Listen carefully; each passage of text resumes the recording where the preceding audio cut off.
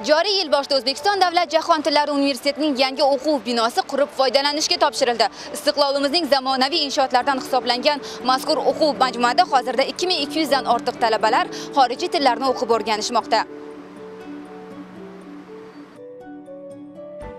Mamlakatimizning birinchi prezidenti Islom Abdug'aniyevich Karimovning tashabbusi bilan 2013-2015 yillar davomida O'zbekiston Davlat jahon tillari universiteti hududida rekonstruksiya va kapital ta'mirlash ishlari amalga oshirildi.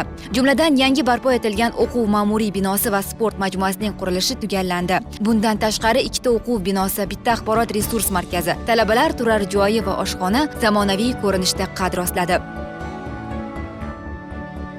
Mustaqilligimiz bergan oliy ne'matni qadriga yetib, biz yoshlar albatta munosib javob qaytaramiz. Doimo izlanishda bo'lib, yashashga va'da beramiz.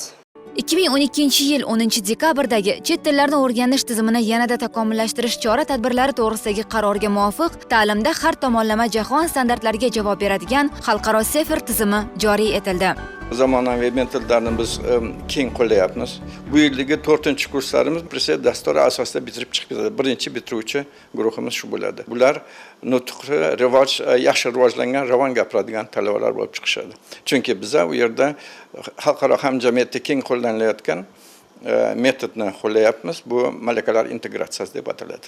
O'zbekiston Davlat jahon tillari universitetida nufuzli xorijiy oliygohlarda malaka oshirib qaytgan yosh, izlanuvchan, bilimli o'qituvchilar ham talaygina. Komil Qulmatov ham ana shunday kadrlardan biri. U 2011-2014-yillar mobaynida Indoneziyaning ta'lim universitetida o'z bilimlarini takomillashtirib, hozirda talabalarga zamonaviy metodlar asosida dars berib kelmoqda. Men hozirda yoshlarga matn tahlili fanidan dars beraman va bu fanda ular o'sha medialarda yoritilayotgan matnlarni tahlil qilish va o'zlarini shaxsiy fikrlarini ravon yetkazib berish uchun yordam beradigan fan va bunda chet elda o'rganib kelgan tajribalarim ham katta yordam bermoqda. Yaratilgan imkoniyatlar, shart-sharoitlar, yoshlarga qaratilgan e'tiborga munosib tarzda universitet talabalari ham o'qib o'rganishdan, yangi g'oyalarni yuzaga chiqarishdan charchashmaydi.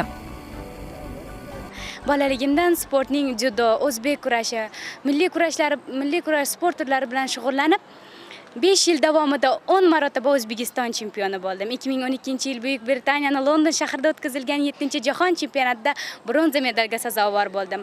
2016-yil esa O'zbekiston Davlat jahon tillari universitetiga grant asosida qabul qilindim. Mana bunday sharoitlarni faqat baxtli farzandlargina, doimo marrani baland qo'yib yashaydigan farzandlarigagina muyassar bo'lishadi. Men O'zbekiston farzandi bo'lganimdan faxrlanaman. Ta'kidlash joiz, butkul yangicha ko'rinish kasb etgan mazkur yangi universitet binosi yorug' va shinam xonalar, axborot kommunikatsiya texnologiyalar, minglab adabiyotlar, audio-vizual asarlar, elektron o'quv qo'llanmalari va jihozlar bilan boyitilgan. Yangi o'quv majmuasida 4 ta fakultet talabalari ta'lim olmoqda.